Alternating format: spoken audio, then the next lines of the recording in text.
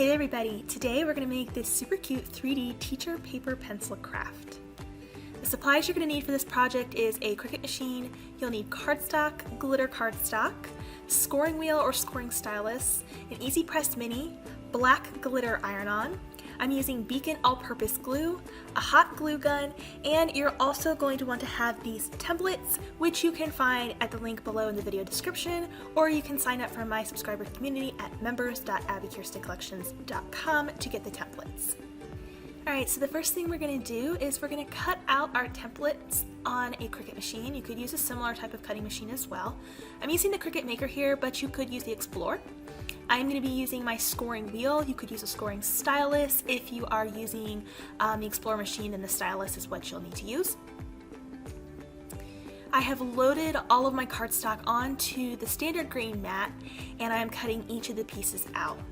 Now, in order for these templates to get prepped properly, I am linking a video below that shows you how to change the line type from a solid line to a score line in order to achieve the proper score lines that your machine will cut out for you.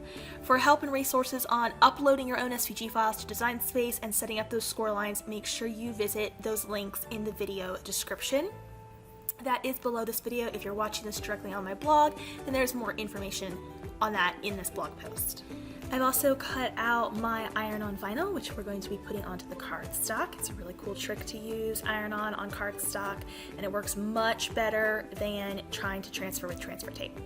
I have my EasyPress mini here set to the medium setting.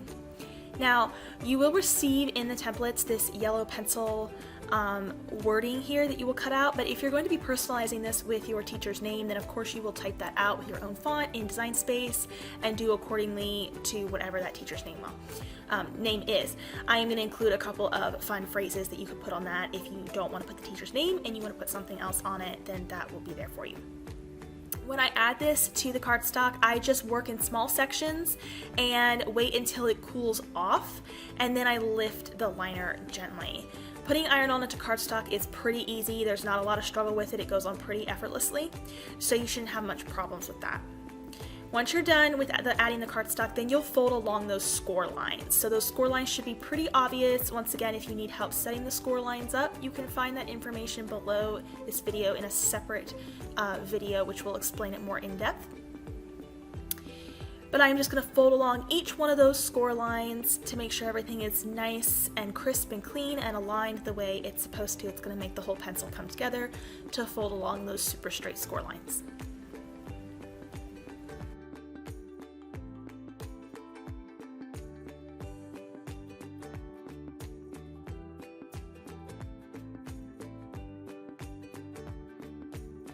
Once we're done folding those score lines, I'm going to take my Beacon all-purpose glue here. It's the 3-in-1 glue. It works really well on paper crafts. And I'm going to add that along the folded tab. There's 2 tabs. There's one on each one of these sections for the pencil. And you'll add a generous amount of glue, and then you'll place that onto the other side and repeat it with the other tab on the other side. This is going to allow us to create a seamless pencil piece. So make sure you add the tab side to the non-tab side of your second pencil piece. Take your time with this, get it aligned. It will make a big difference in the final result of your pencil. And if you're using a glue like I'm using, it grabs rather quickly, but I usually wait at least 5 to 7 minutes before going to the next part to make sure that that glue sets up a little bit and things aren't scooting around on me. I'm also going to fold the eraser part here. You should be able to see the score lines. If you're using glitter cardstock like I am, you may need to flip that glitter cardstock over on the white side to see the score lines a little bit better. And just carefully fold along those score lines so everything is creased and symmetrical.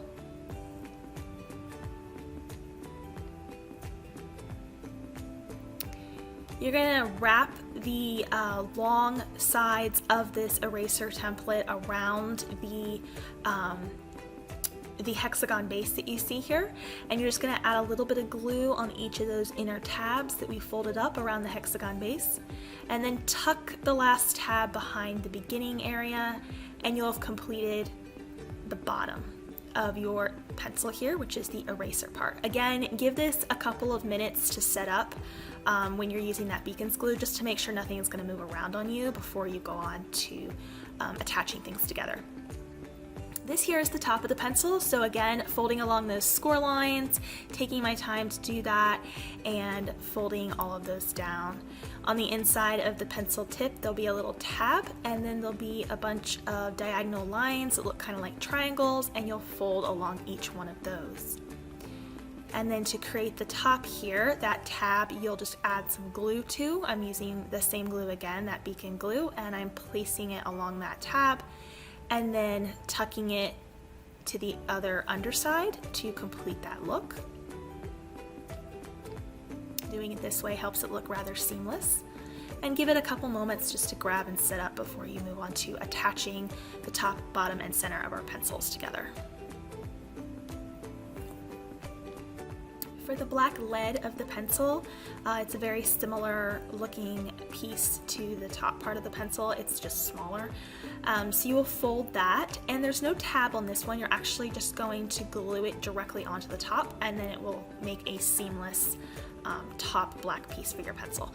I just add the glue right around the tip of my tan colored top of my pencil, and then place the black tip on top of that. And it can be helpful to align the seams. So notice that I'm aligning the seams all the same direction. That way, if you want to have a designated front and back to this craft, you can, and you could point those seams more to the back rather than the front. I am adding paper flowers to mine. That is completely optional, but if you would like to add them, they are included.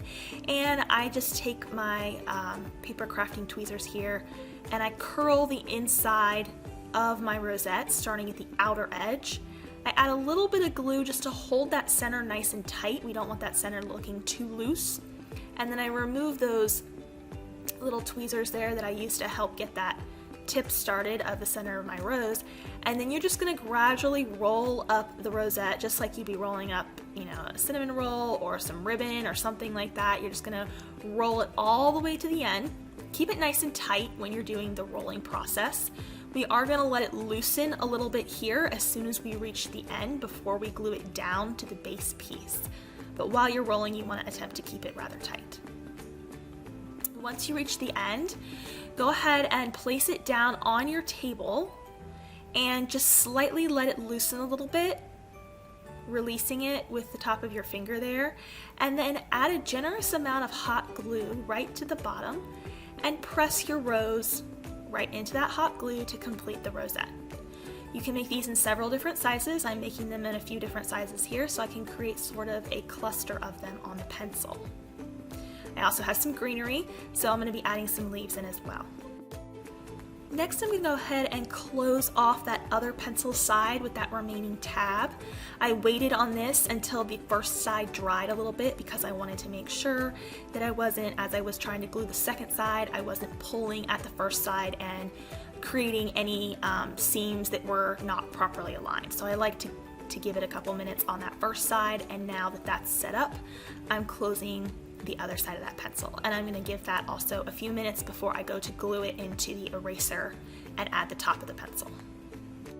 I have some mini sewing clips here that I place on each side of this just to help it dry and make sure everything is grabbing properly, and then I'm kind of just testing here before everything sets up completely that it is in fact lining up well enough, it is sitting in that eraser base, and everything is going to align well. I'm going to take some more of that beacon glue, and I'm going to generously add it around the inner sides of all 6 sides of that eraser base. And then we're going to be pressing in our pencil here.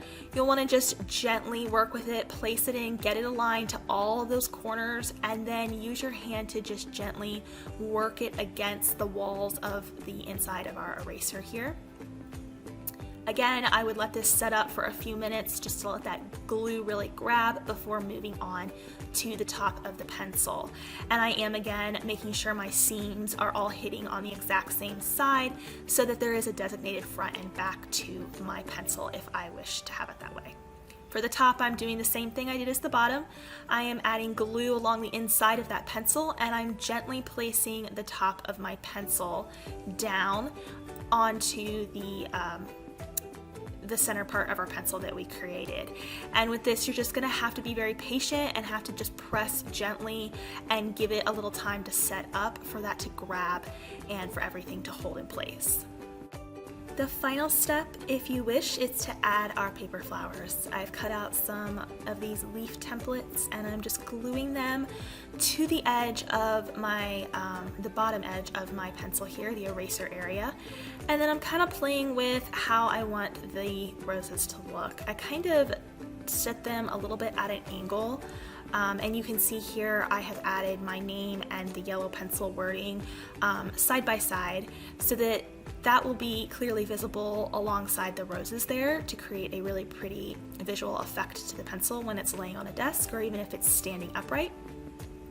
I've made a few different sizes of roses here and I am just placing them as I feel it fits best on my pencil in small little clusters, and I've just added several pieces of greenery here to add a little bit of extra color to the pencil. Of course, this is optional. You could leave the greenery out or leave all of the flowers out in general, but I think it's a nice little touch. Our pencil is complete now. This pencil is about 14 inches long, a little bit over 14 inches long. It's a great teacher gift, a great classroom decoration, and something really special that you can make handmade. You can even use these as fun photo props or back to school props as well. I hope you guys enjoyed this tutorial. Remember, you can get these templates via the link below this video, and I hope you will join me again here on my YouTube channel. Make sure you subscribe. Thanks for watching.